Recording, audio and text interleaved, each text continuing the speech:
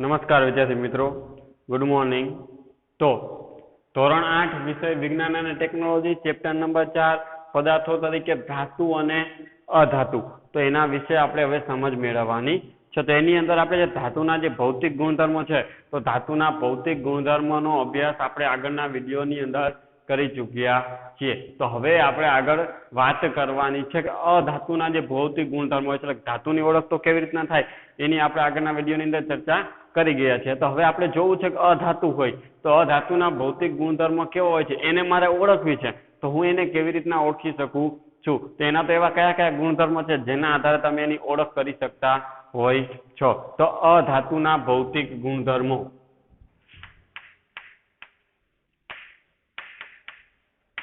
અધાતુના ભૌતિક ગુણધર્મો, અધાતુ છે એ કયા કયા ભૌતિક ગુણધર્મો ધરાવે છે એની આપણે વાત કરીએ છીએ। ધાતુના જેવા ગુણધર્મો છે, ધાતુના ગુણધર્મોથી તદ્દન વિરુદ્ધ પ્રકારના જે ગુણધર્મો હોય છે એ અધાતુ તત્વોના તમને જોવા મળે છે। પરંતુ કયા કયા ગુણધર્મો અધાતુ તત્વો ધરાવે છે એની આપણે વાત કરવી છે। તો અધાતુના ગુણધર્મોની અંદર સૌપ્રથમ ચર્ચા કરીએ તો ધાતુઓની સરખામણી છે એ અધાતુ હોય છે કેવી ગણવામાં આવે છે? હલકી હોય છે। અધાતુઓ છે એ ધાતુઓની સરખામણીએ હલકા હોય છે। એટલે કે અધાતુઓ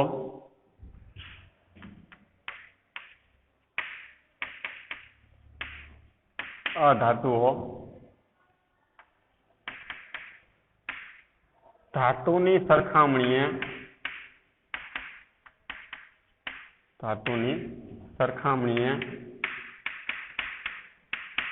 હલકા હોય છે। જે અધાતુઓ છે એ ધાતુઓની સરખામણી કેવા હોય છે? હલકા હોય છે। કે તેને અથડાવવામાં આવે છે તો અથડાવવાથી, કેમ ધાતુને અથડાવવામાં આવે છે? અથડાવવાથી શું ઉત્પન્ન થાય છે? રણકાર ઉત્પન્ન થાય છે। પણ અધાતુની અંદર કોઈ જાતનો કોઈ રણકાર ઉત્પન્ન થતો નથી। જ્યારે કે અધાતુઓ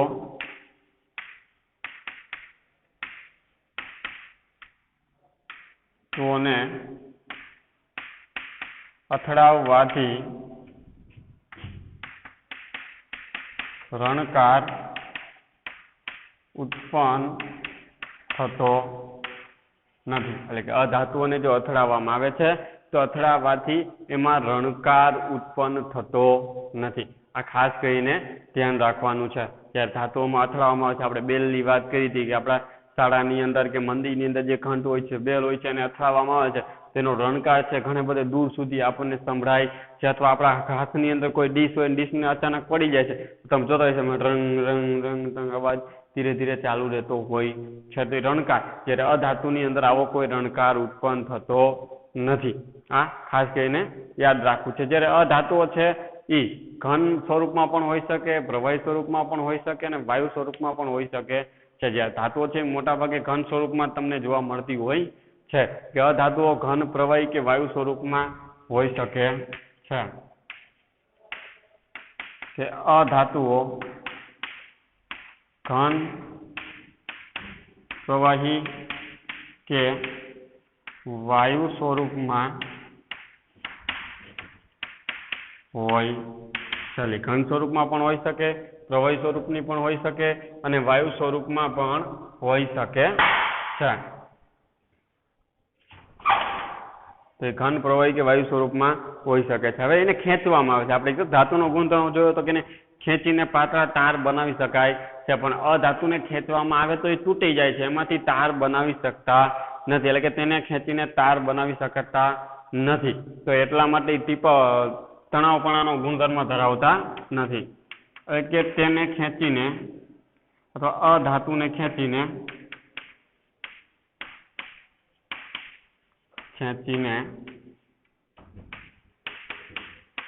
પાતળા તાર બનાવી શકતા નથી।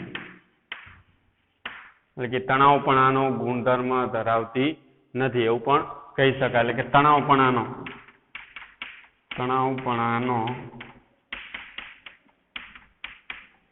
ગુણધર્મ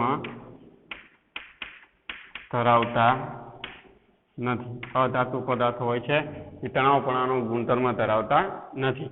ત્યારબાદ કે અધાતુને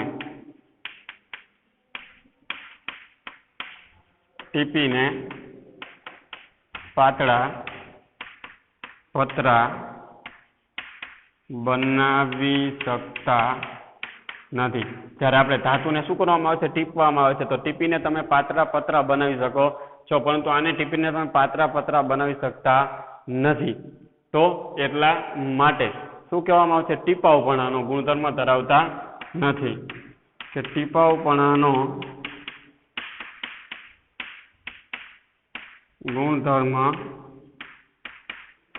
ધરાવતા નથી. એટલે કે તમે એને ટીપીને પાતળા પતરા પણ બનાવી શકતા હોતા નથી. આ ખાસ કરીને યાદ રાખવાનું છે. હવે તેની જે સપાટી હોય છે એ કેમ ધાતુ હોય છે, ધાતુની સપાટી કેવી હોય? ચળકાટવાળી. જ્યારે અધાતુની સપાટી છે એ ચળકાટ રહિત હોય છે, એટલે કે ચળકાટવાળી હોતી નથી.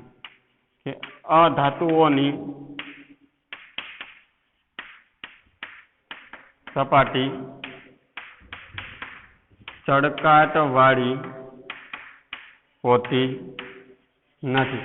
એટલે કે ચળકાટવાળી સપાટી ધરાવતા નથી. પરંતુ અપવાદ રૂપે કોલસાનું જે એક સ્વરૂપ છે કે ગ્રેફાઇટ અને બીજું છે આયોડિન, આ બંને શું છે? ચળકાટવાળી સપાટીઓ ધરાવે છે. એટલે કે ગ્રેફાઇટ અને આયોડિન. પરંતુ અપવાદ રૂપે ગ્રેફાઇટ અને આયોડિન ચળકાટવાળી સપાટી ધરાવે છે. તમને પ્રશ્ન પૂછે એવી કઈ ધાતુ છે જે ચળકાટવાળી સપાટી ધરાવે છે? તો ચળકાટવાળી સપાટી ધરાવતી બે અધાતુઓ કઈ કઈ છે? ગ્રેફાઇટ અને આયોડિન. ભલે અધાતુ છે પણ તેમ છતાં ચળકાટવાળી સપાટીઓ ધરાવતી હોય છે. ત્યારબાદ તે ઉષ્મા અને વિદ્યુતના પણ કેવા હોય છે? અવાહક હોય છે. કે અધાતુઓ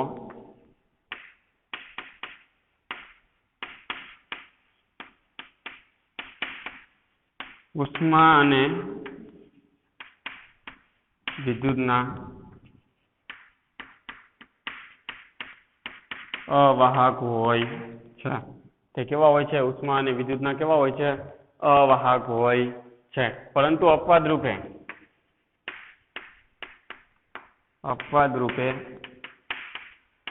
ગ્રેફાઇટ છે એ શું છે? ઉષ્મા અને વિદ્યુતનું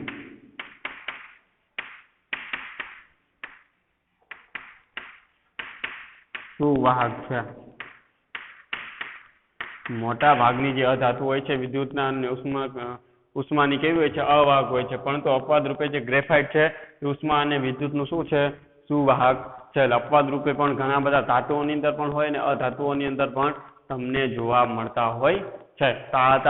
અધાતુઓના ભૌતિક ગુણધર્મો. તો ખાસ કરીને આ ગુણધર્મો જેટલા અગત્યના છે યાદ રાખવાના છે. અધાતુના જે ભૌતિક ગુણધર્મો. તો દરેક વિદ્યાર્થીઓ આને લખી લેશે. તમારી પાસે 2 મિનિટનો સમય છે. ત્યારબાદ આપણે ધાતુ અને અધાતુના જે રાસાયણિક ગુણધર્મો છે એનો અભ્યાસ કરવાનો છે.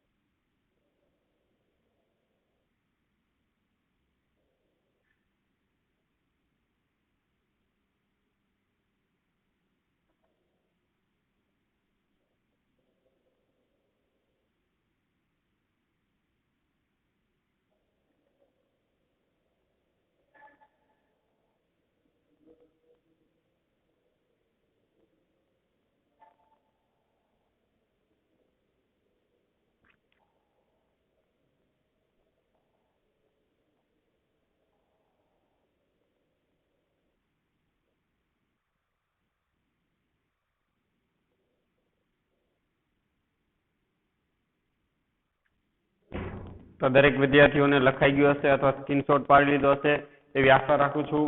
આ સાથે જ આપણે હવે એના જે રાસાયણિક ગુણધર્મો છે એનો અભ્યાસ કરવાનો છે. તો એનો અભ્યાસ કરવા માટે તો સૌપ્રથમ ખાસ કરીને યાદ રાખવાનું છે કે અધાતુ તત્વો છે, ધાતુ તત્વો છે, એના જે રાસાયણિક ગુણધર્મો છે, જેમ ભૌતિક ગુણધર્મો આપણે જોયા એવી રીતના આપણે એના રાસાયણિક ગુણધર્મો પણ ભણવાના છે. પરંતુ આ ગુણધર્મો ભણતા પહેલા આપણને દરેકે દરેક જે તત્વ છે દરેકે દરેક તત્વનું નામ અને તેની સંજ્ઞા આપણને ખબર હોવી જોઈએ. એટલે આ બાબત ખૂબ જ જરૂરી છે. એટલા માટે યાદ રાખજો, હું તમને અત્યારે અહીંયા 1 થી 20 તત્વના નામ, એની સંજ્ઞા, એની ઇલેક્ટ્રોન રચના છે, ઇલેક્ટ્રોન રચના કેવી રીતના હોય છે, કઈ કઈ ધાતુઓ છે, કઈ અધાતુઓ છે, કયા નિષ્ક્રિય તત્વો છે, એની આપણે વાત કરવાની છે. આ વસ્તુ તમે જ્યાં સુધી ભણશો ત્યાં સુધી કામ આવશે. એટલે ખાસ કરીને આ વસ્તુઓને સમજવાનો તમારે પ્રયત્ન કરવાનો છે. સમજાય એટલો સમજવાનો પ્રયત્ન કરવાનો છે.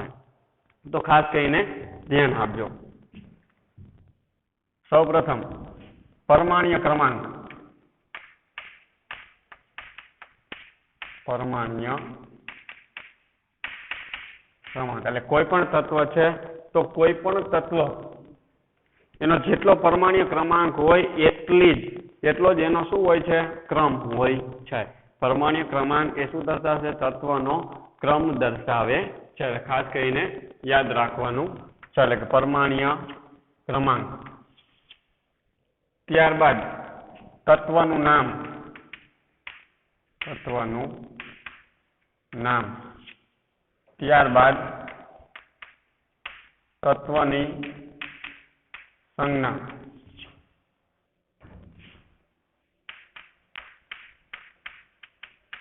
એની ઇલેક્ટ્રોન રચના અને છેલ્લે આપણે જોઈ લઈશું સંયોજકતા.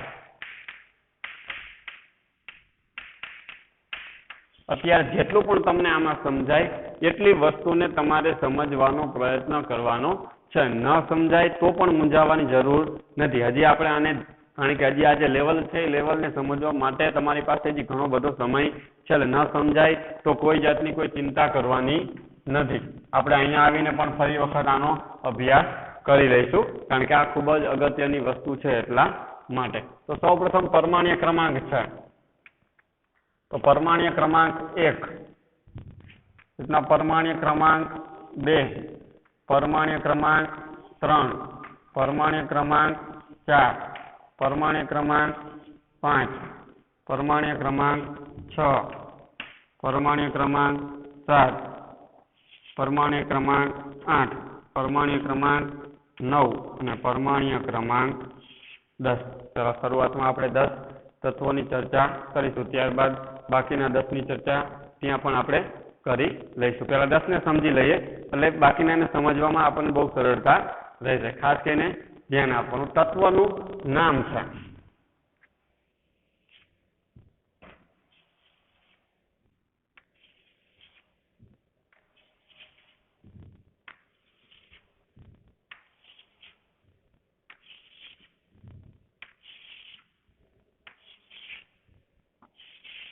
આમાં ઘણા બધા વિદ્યાર્થીઓને યાદ પણ હશે. 1 થી 20 તત્વો છે તો 1 થી 20 તત્વોને યાદ રાખવા માટેનો એક ક્રમ હોય છે, જે તમે 7મા ધોરણની અંદર, આગળના ધોરણની અંદર ભણી ચૂક્યા છો. હા, હીલી, બેબો, કાના, ઓફ, નિશો, મે, એસી, પોષક, આપ, ઓકે. હું તમને એક ક્રમ લખી દઉં છું. હા, હી, લી, બે, બો, કા, ના. આઈલી, બેબો, કાના, ઓફ, ની, સો, મે, એ, સી, ફો, સ, ક, આ, પો, કે. આવો ક્રમ છે. હા, હી, લી, બેબો, કાના. આટલું યાદ રાખવાનું. જો આના ભાગ પડે છે આટલા. હા, હી, લી, બેબો, કાના, ઓફ, નિશો, મે, એસી, પોષક, આપો, કે.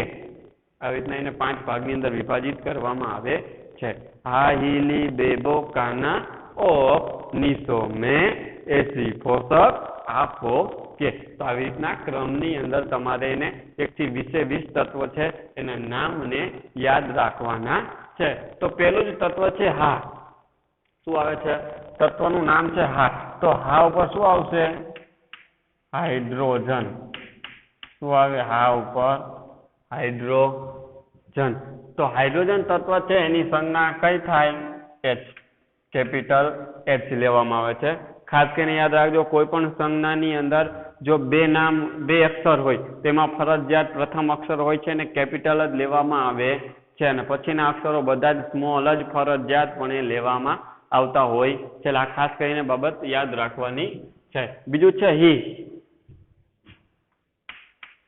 એટલે કે હિલિયમ બીજું શું છે હી એટલે કે હિલિયમ તો હિલિયમની સંજ્ઞા છે He જો પ્રથમ અક્ષર કેપિટલ H અને બીજો અક્ષર હંમેશા શું હોય સ્મોલ હોય છે એટલે કે He હિલિયમ ત્રીજો આવે છે લી એટલે કે લિથિયમ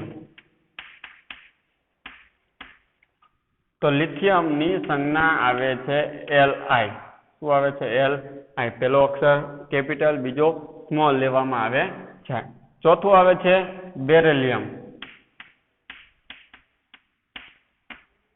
બેરિલિયમની સંજ્ઞા આવે Be એટલે કે પહેલો અક્ષર કેપિટલ બીજો સ્મોલ પાંચમો બો એટલે કે બોરોન તો બોરોનની સંજ્ઞા આવે છે ખાલી બી લેવામાં આવે છે પછી કા એટલે કે કાર્બન તો કાર્બનની સંજ્ઞા લેવામાં આવે છે સી પછી જો કા ના એટલે નાઇટ્રોજન તો નાઇટ્રોજનની સંજ્ઞા લેવામાં આવે છે N પછી O એટલે કે ઓક્સિજન તો ઓક્સિજનની સંજ્ઞા લેવામાં આવે છે O પછી ફ એટલે ફ્લોરિન અને ફ્લોરિનની સંજ્ઞા લેવામાં આવે છે કેપિટલ F અને O ફ પછી ની એટલે કે નિયોન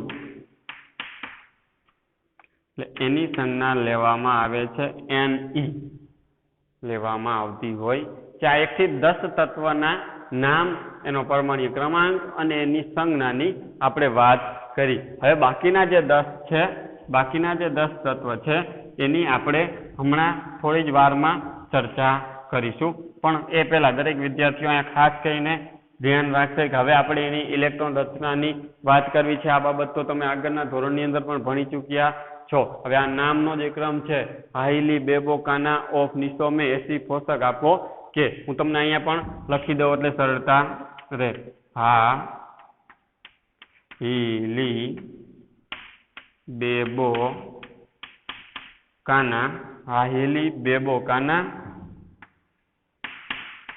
ઓફ નિસોમે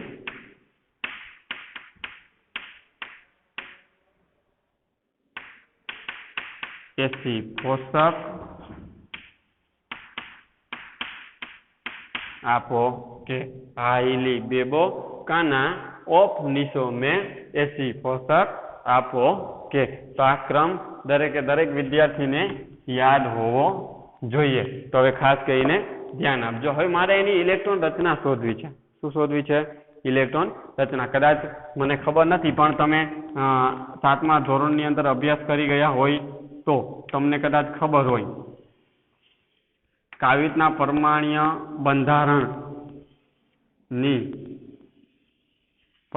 બંધારણનો અભ્યાસ આગળના ધોરણમાં તમે કરી ચૂક્યા કદાચ હોય તો તમને ખબર હોય આ શું એ પરમાણુનું બંધારણ આ જે અલગ અલગ પરમાણુ છે આ બધા જ પરમાણુના આવી રીતના બંધારણની રચના હોય છે તો એ પરમાણુ જે બંધારણ છે પરમાણુ બંધારણની અંદર આ જે ભાગ તમને દેખાય છે અહીંયા આ જે ભાગ છે આ ભાગને કહેવામાં આવે છે પરમાણ્વીય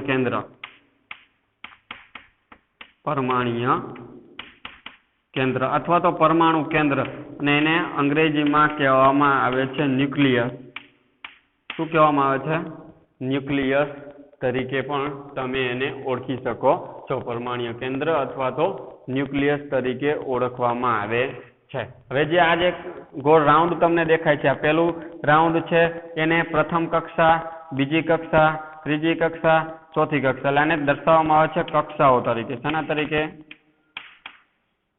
કક્ષાઓ કહેવામાં આવે છે. હું અહીંયા ક્રમ દર્શાવી દઉં જેથી કરીને તમને ખબર પડે. અહીંયા n એટલે કક્ષાની સંખ્યા દર્શાવે છે. ચોથી કક્ષા છે, આ ત્રીજી કક્ષા છે, આ બીજી કક્ષા છે, આ પ્રથમ કક્ષા છે. એટલે મેં કક્ષાઓના ક્રમ પણ તમને દર્શાવી દીધા છે. હવે આપણે વાત કરવાની છે કે આ જે પરમાણ્વીય કેન્દ્ર છે તો પરમાણ્વીય કેન્દ્રની અંદર કોણ હોય અને આ જે કક્ષાઓ છે કક્ષાઓની અંદર કોણ હોય. તો યાદ રાખજો, જે પરમાણ્વીય કેન્દ્ર છે તો પરમાણ્વીય કેન્દ્રની અંદર પ્રોટોન હોય છે અને ન્યુટ્રોન હોય છે. કોણ હોય છે? પ્રોટોન અને ન્યુટ્રોન રહેલા હોય છે. તો યાદ રાખજો, પ્રોટોન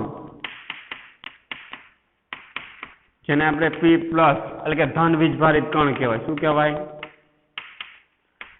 ધન વીજભારિત કણ.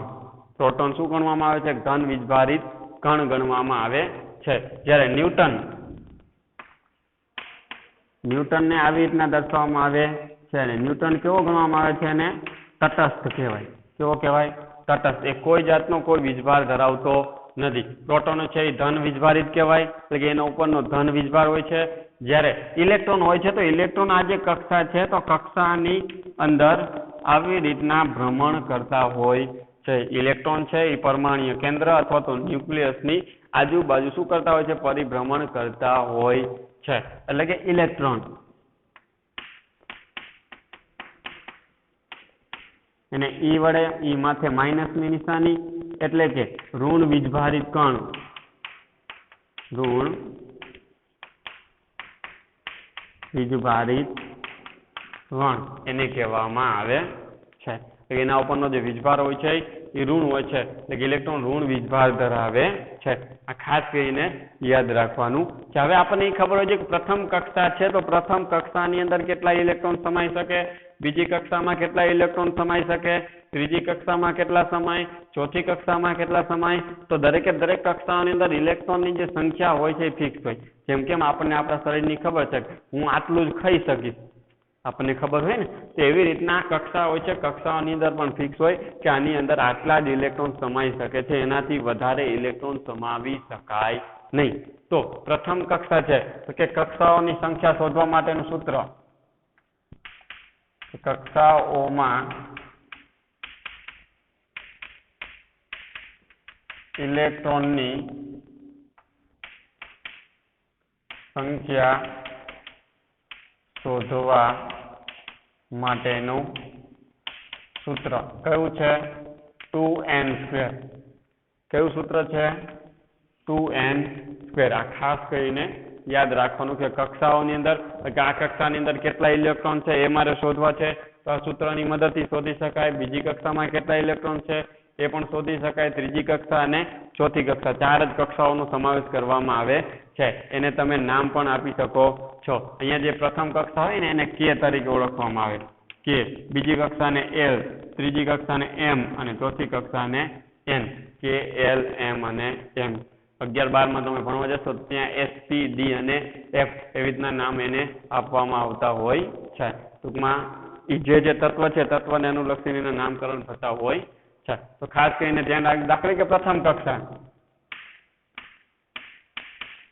તો પ્રથમ કક્ષા એટલે n બરાબર 1. તેમાં મારે ઇલેક્ટ્રોનની સંખ્યા શોધવી છે. પ્રથમ કક્ષાની અંદર કેટલા ઇલેક્ટ્રોન સમાઈ શકે તે આ સૂત્રની મદદથી શોધી શકાય. n બરાબર 1 એટલે કે 2n². તો આ 2 ના 2, n ની જગ્યાએ કેટલી કિંમત મૂકવાની છે? 1. તો 1નો વર્ગ એટલે કે કેટલા મળશે મને? 1નો વર્ગ 1 જ થાય, એટલે કે 2 ગુણ્યા 1 બરાબર કેટલા થાય? 2. એટલે કે પ્રથમ કક્ષાની અંદર વધારેમાં વધારે કેટલા ઇલેક્ટ્રોન સમાવી શકાય? 2. પ્રથમ કક્ષાની અંદર વધારેમાં વધારે 2 ઇલેક્ટ્રોન સમાવી શકાય છે. પછી બીજી કક્ષા એટલે n બરાબર 2. તો n બરાબર 2 એટલે કે 2 એની જગ્યાએ હું 2 મૂકી દઉં ડાયરેક્ટ 2 નો સ્ક્વેર તો 2 ગુણ્યા 4 2 નો વર્ગ કેટલો થાય 4 તો 4 ગુણ્યા 2 એટલે કેટલા થાય 8 એટલે બીજી કક્ષામાં વધારે વધારે તમે કેટલા ઇલેક્ટ્રોન સમાવી શકો છો 8 ઇલેક્ટ્રોન સમાવી શકાય છે 8 કરતા વધારે ઇલેક્ટ્રોન સમાવી શકતા નથી ત્રીજી કક્ષા છે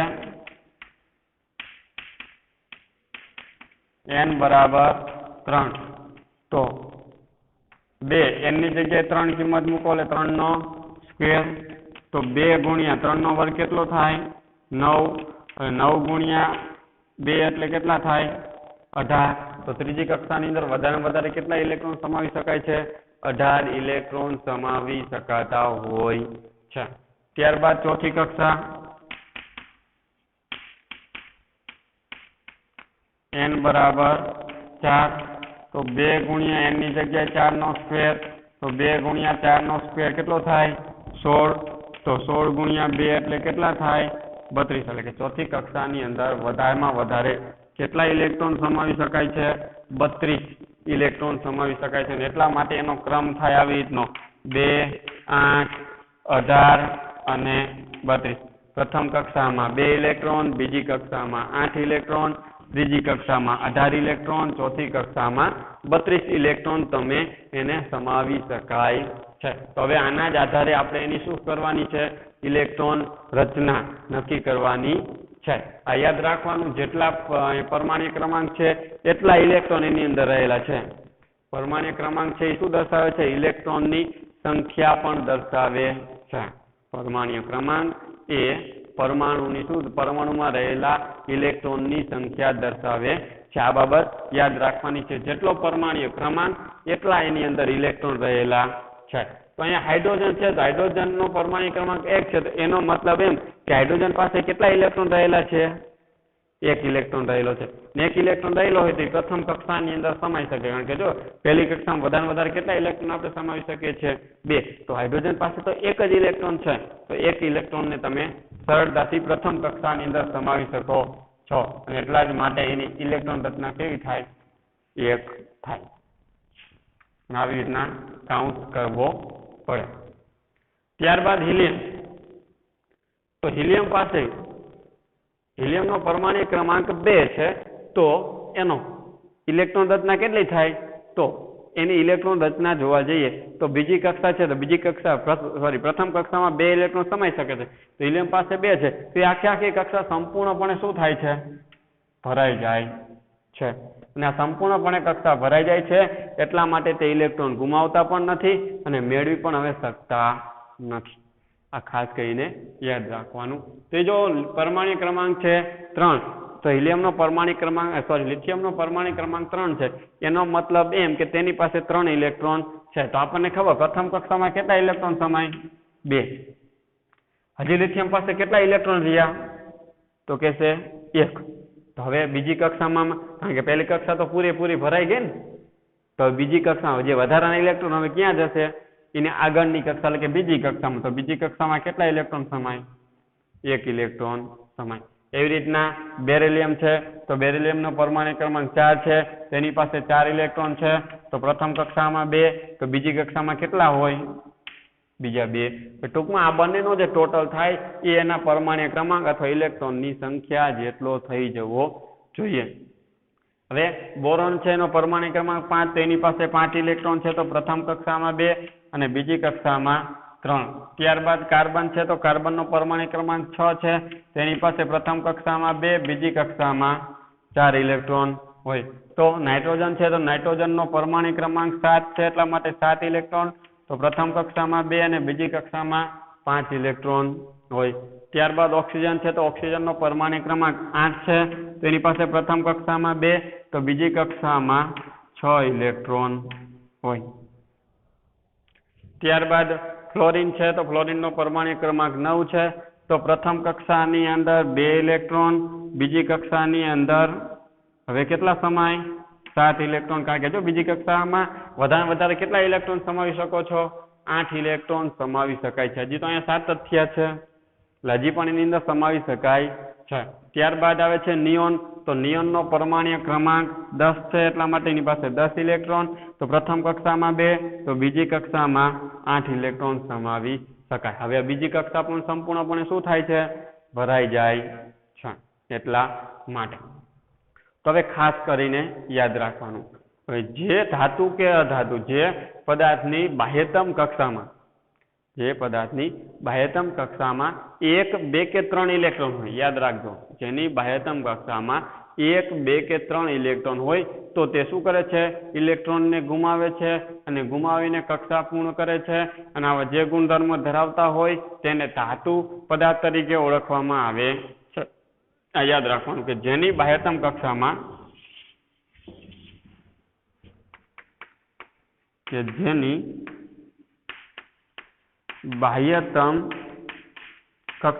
બાહ્યતમ કક્ષા એટલે કે છેલ્લી કક્ષા. બાહ્યતમ કક્ષામાં 1, 2 કે 3 ઇલેક્ટ્રોન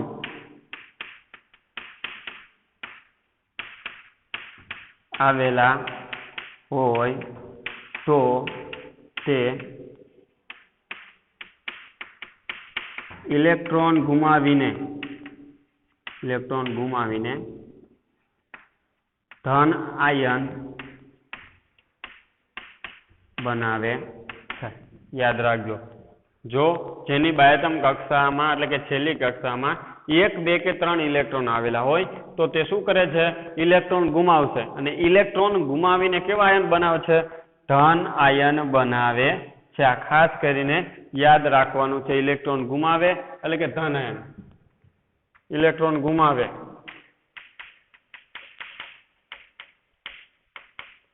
ગુમાવીને શું બને છે? ધન આયન બને. શું બને? ધન આયન બનાવે છે. ઇલેક્ટ્રોન મેળવે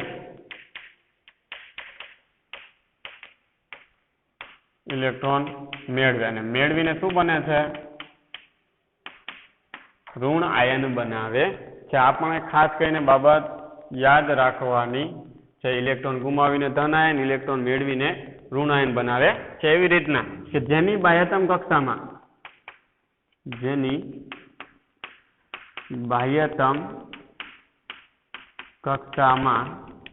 તો છેલ્લી કક્ષામાં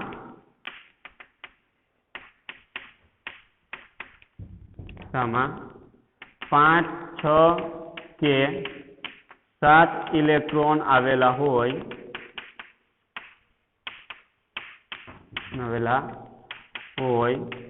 તો તે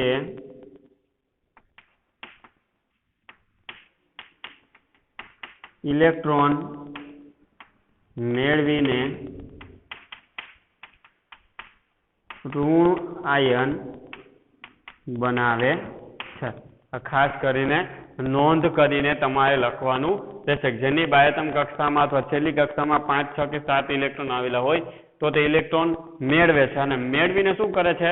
ઋણ આયન બનાવે છે. એટલે આ ખાસ કરીને તમારે યાદ રાખવાનું છે. હવે આના ઉપરથી તમને ખબર પડે કોણ ધન આયન છે ને કોણ ઋણ આયન. કે જેની બાહ્યતમ કક્ષામાં 1, 2 ને 3 ઇલેક્ટ્રોન હોય તો એ શું કરે છે? ધાતુ તત્વ હોય એટલે કે ગુમાવવાનો ગુણધર્મ ધરાવે છે.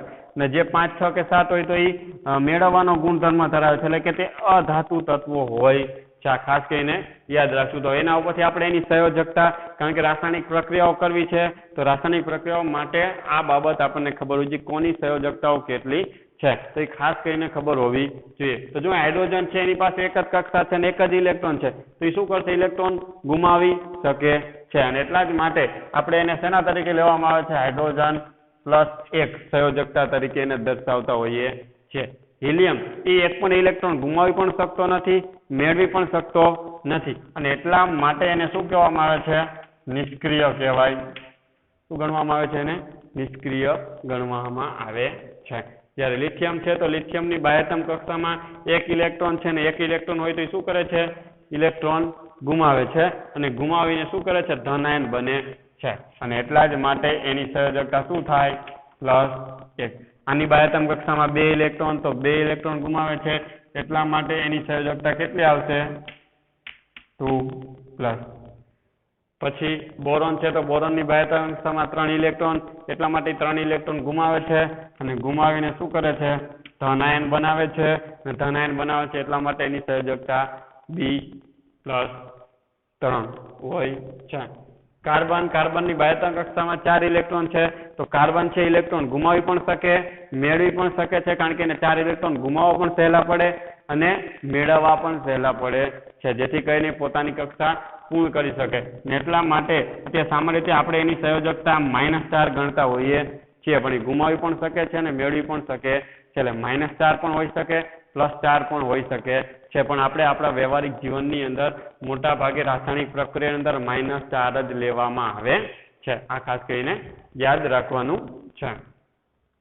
હવે નાઇટ્રોજન છે તો નાઇટ્રોજનની બાહ્યતા કક્ષામાં 5 ઇલેક્ટ્રોન, તો આને બીજી કક્ષા પૂર્ણ કરવા માટે 3 ઇલેક્ટ્રોન મેળવવા સહેલા પડે, એટલા માટે શું કરે છે? -3. સોરી, આ પ્લસ કાર્બનની આપણે ગણતા હોઈએ છીએ, આ ખાસ કરીને યાદ રાખજો. માઇનસ અથવા પ્લસ બંને હોઈ શકે છે. ઓક્સિજનની બાહ્યતા કક્ષામાં 6 ઇલેક્ટ્રોન છે તો એને 2 મેળવવા સહેલા પડે કક્ષા પૂર્ણ કરવા માટે. 8 કરવા માટે એને શું કરવું પડે? 2 મેળવવા સહેલા પડે, એટલા માટે 2 ઇલેક્ટ્રોન મેળવે છે અને મેળવીને ઋણ આયન બનાવે છે, એટલા માટે O2-. ફ્લોરિન છે એની બાહ્યતા કક્ષામાં 7 ઇલેક્ટ્રોન છે તો અને કક્ષા પૂર્ણ કરવા માટે 1 જ ઇલેક્ટ્રોનની જરૂર છે, 1 મેળવવો એને સહેલો પડે છે અને એટલા માટે 1 મેળવે છે અને મેળવીને -1 સંયોજકતા પ્રાપ્ત કરે છે. નિયોન છે એની બંને કક્ષાઓ સંપૂર્ણપણે ભરેલી છે, 1 પણ ઇલેક્ટ્રોન મેળવી પણ શકતા નથી, ગુમાવી પણ શકતા નથી અને એટલા જ માટે તે કેવા ગણવામાં આવે છે? નિષ્ક્રિય કહેવામાં આવે છે. તો આ હતી 1 થી 10 તત્વોની વાત. તો આવી જ રીતના આપણે 11 થી 20 તત્વોની પણ ચર્ચાઓ કરવાની છે. તો ખાસ કરીને પહેલા આ બાબત આપણને ખબર હોવી જોઈએ કે કોની સંયોજકતાઓ કેટલી છે, જેથી કરીને તમને રાસાયણિક જે ગુણધર્મો આપણે સમજવાના છે, રાસાયણિક પ્રક્રિયાઓ જે સમજવાની છે, એ સમજવામાં શું રહે? સરળતા રહે. આ બાબત દરેકે દરેક વિદ્યાર્થીઓને ખાસ કરીને ખબર હોવી છે. તો દરેક વિદ્યાર્થીઓ આ લખી લેશે, સ્ક્રીનશોટ પાડી લેશે અથવા પાકી બુકમાં ખાસ કરીને આ લખેલું હોવું જોઈએ. દરેક વિદ્યાર્થીઓની પાકી બુકમાં હું આ લખેલું જોઈશ. દરેકે દરેક વિદ્યાર્થીઓ સ્વપોથી લીધેલી હોય તો એમાં ક્યાંય જ્યાં પણ જગ્યા હોય ત્યાં લખી લેવાનું રહેશે, જેથી કરીને તમે ભણો ત્યાં સુધી તમને કામ આવે. આ સાથે આપણે આ વિડીયો અહીંયા પૂર્ણ કરીએ છીએ. હવે આગળના વિડીયોની અંદર આનાથી આગળની ચર્ચાઓ કરીશું. ત્યાં સુધી ઘરમાં રહેવાનું, સુરક્ષિત રહેવાનું. જય હિન્દ.